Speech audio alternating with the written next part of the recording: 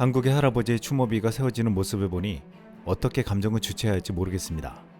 최근 한미 동맹의 상징이라 불리는 웨버 대령과 싱글러브 장군의 추모비가 세워져 주목을 받았습니다. 지난 12일 경기 파주시 임진각에서 6.25 전쟁 참전용사 고 윌리엄 웨버 대령과 존 싱글러브 미 육군 예비역 소장 추모 조형물 제막식이 열렸습니다. 추모비 제작은 SK그룹과 한미동맹재단이 함께했습니다. 웨버 대령은 공수부대 장교로 한국전쟁에 참전해 인천 상륙작전과 서울 수복작전 등에서 활약했고, 싱글러브 장군 역시 6.25 참전용사이며 유엔군 사령부 참모장으로 재임하던 1977년 주한미군이 철수하겠다는 지미 카터 미 대통령의 결정에 강하게 반대하는 등 한미동맹에 기여했다고 평가받고 있습니다. 이 제막식에서는 윌리엄 웨버 대령 손녀 댄 웨버가 참가해 저한테 할아버지는 진정한 영웅인데 할아버지는 생전에 영웅이란 표현을 매우 비판하셨다며, 할아버지는 내가 아니라 한국인들이 진정한 영웅이라며 한국과 한국인에 대해 늘 자랑스러워하셨다 라고 말했습니다. 또한 할아버지는 미국이 학교에서 6.25 전쟁에 대해서 제대로 가르치지 않는 데 대해 오랜 기간 분노하고 좌절하셨다며, 한국의 할아버지를 잊지 않고 추모해줘서 감사하고 영광스럽게 생각한다 라고 했습니다. 미국 시카고 출신 웨버 대령은 1925년에 태어나 1943년 졸업과 동시에 육군에 입대해 제2차 세계대전에서 공수부대원으로 복무했습니다. 1950년 8월 180제 공수연대 소속으로 인천 상륙작전, 서울 수복작전, 북한 숙천, 순천 지역 공수작전 등에 참가했습니다. 웨버 대령은 1951년 2월 15일 밤 11시 원주 전투에서 적의 수류탄 공격으로 오른팔을 잃었고, 다음날 새벽 2시경 박격 포탄으로 오른다리를 잃었습니다. 다행히 영하 23도 혹한은 피를 동결시키면서 그의 목숨을 구했습니다. 웨버 대령은 본국으로 후송되어 1년간의 수술 및 재활 과정을 거쳐 현역으로 복귀했습니다. 심각한 장애를 입은 장교가 현역으로 복귀한 첫 번째 상위 군인이 되었습니다. 현재까지 웨버 대령은 포함해 단 2명만이 심각한 장애를 입고 현역에 복귀했다고 알려져 있는데, 웨버 대령은 이후 1980년 대령으로 예편할 때까지 38년간 성공적으로 군복무를 마쳤습니다. 웨버 대령은 워싱턴 DC 한국전 참전용사 기념비와 추모예배 건립을 이끌어냈는데, 특히 대령의 노력으로 미군에 소속된 한국인들이었던 카투사 전사자 총 43,000여 명도 추모예벽에 이름을 새길 수 있었습니다. 미국에서는 한국전쟁이 제2차 세계대전과 베트남 전쟁에 비해 잘 알려져 있지 않았는데, 웨버 대령은 한국전쟁의 의미와 가치, 한미동맹을 설명하는데 평생을 보내며 2차 전쟁에서 승리한 전쟁으로 바꾸는데 크게 기여했습니다. 웨버 대령은 2022년 4월 세상을 떠났지만, 오른팔이 없어 왼손으로 격리하는 그의 모습은 한미동맹의 상징으로 남아있습니다. 또한 이번에 웨버 대령뿐만 아니라 존 싱글러브 장군의 추모비도 세워졌습니다. 싱글러브 장군은 한국전쟁에 참전한 미 3사단 15연대 대대장으로서 휴전 전 가장 치열했던 전투지로 알려진 철의 삼각지대, 기마, 철원, 평강군에서 중공군의 남진을 저지했습니다. 싱글러브 대대가 지켜낸 해리 전초기지는 지금 국군 중부전선의 돌추부가 되어 대한민국을 지키는 파수꾼이 되어 있습니다. 또한 싱글러브 장군은 지휘와 출세를 포기하면서도 1977년 미국 행정부가 결정한 주한미군 철수를 강력하게 반대했습니다.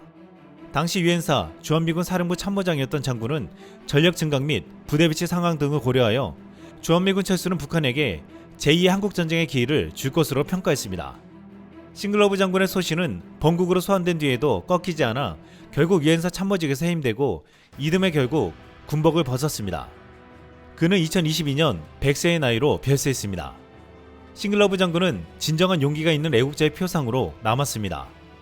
두 영웅의 추모비를 세우기 위해 건립에 드는 자금을 지원하고 1년간 준비해온 기업이 있습니다. 바로 SK그룹입니다. SK그룹은 한미동맹재단과 함께 두 영웅의 추모비를 세웠습니다. 올해는 한미동맹 70주년이자 SK그룹 창사 70주년인데, SK그룹은 한미동맹에 남다른 인연을 가지고 있습니다. 1953년 3년간 이어진 한국전쟁이 휴전으로 끝나고 한국과 미국은 동맹을 체결했습니다. 당시 한국전쟁으로 파괴된 수원의 한 공장에 28살 청년이었던 최정권 SK 창업회장은 당시 피폭으로 완파된 공장에서 벽돌 한 장, 나사못 하나를 소중히 추려 모아 직기 15대와 공장 기숙사를 복원했습니다. 이것이 바로 SK 70주년의 시작이었습니다. SK의 한미 우호 활동은 반세기 이상 이어져 왔습니다. 최정희 SK 선대회장은 1950년대 미국 유학 시절 인재양성이 강국으로 도약할 수 있는 길이라고 깨닫고 이 우수 학생들이 미국 유수의 교육기관에서 수학할 수 있도록 지원했습니다. 미국 청소년들에게는 한국 문화 체험 프로그램을 제공하기도 했습니다. 이를 위해 최정현 선대회장은 1974년 한국고등교육재단을 설립했는데 한국의 미래를 책임질 인재를 양성한다는 차원에서 재단명에도 회사 이름을 넣지 않았습니다. 이후 최태원 SK회장은 한국고등교육재단을 이어받아 해외 유학 장학 사업을 확대하고 미국 조지아주, 테네시주, 켄터키주 등의 대규모 배터리 공장을 설립하며 한미 간 경제협력에도 앞장서고 있습니다. 지난해 최태원 회장을 만나 미 바이든 대통령은 땡큐 토니, 땡큐를 외치며 고마움을 표현하기도 했습니다. 둘 다 모두 미국 시카고 대학에서 수학하여 50년간 한미인재 교류에 앞장섰고 그 공로로 부자간 최초로 벤플리트상을 수상하기도 했습니다. 최정현 선대회장과 최태원 회장은 한미친선협회인 코리아 소사이어티가 한미 관계에 공헌한 이에게 수여하는 벤플리트상을 각각 1998년, 2017년에 대를 이어 수상했습니다. 이는 최초로 부자가 벤플리트상에 이름을 새긴 진기록으로 남아있습니다. 최태원 회장은 참전 용사들의 희생과 굳건한 한미 동맹이 있었기에 전쟁 폐허 위에서도 SK와 같은 기업이 태동하고 한국이 10대 경제 강국으로 발돋움할 수 있었다고 말해왔습니다. 최 회장은 10월 12일 파주 임진강 보훈단지에서 열린 웨버 대령 싱글러브 장군 추모비 제막식에도 참석했습니다. 축사에서 웨버 대령과 싱글러브 장군을 비롯한 6.25 참전 용사들의 희생과 헌신은 우리에게 자유민주주의라는 씨앗을 선물했다라며 이로 인해 세계 최빈국에 속했던 우리나라가 반도체, 배터리 등 최첨단 산업에서 글로벌 시장을 주도할 수 있게 됐다라고 말했습니다. 이어 웨버 대령이 우리 곁에 떠나기 전 생애 임무를 완수했다는 말씀을 남겼다고 들었다라며 우리가 그 미션을 이어받아 한미양국 협력을 발전시키고 인류가 직면한 문제에 해법을 제시하며 순간 희생에 진정으로 보답하겠다라고 밝혔습니다.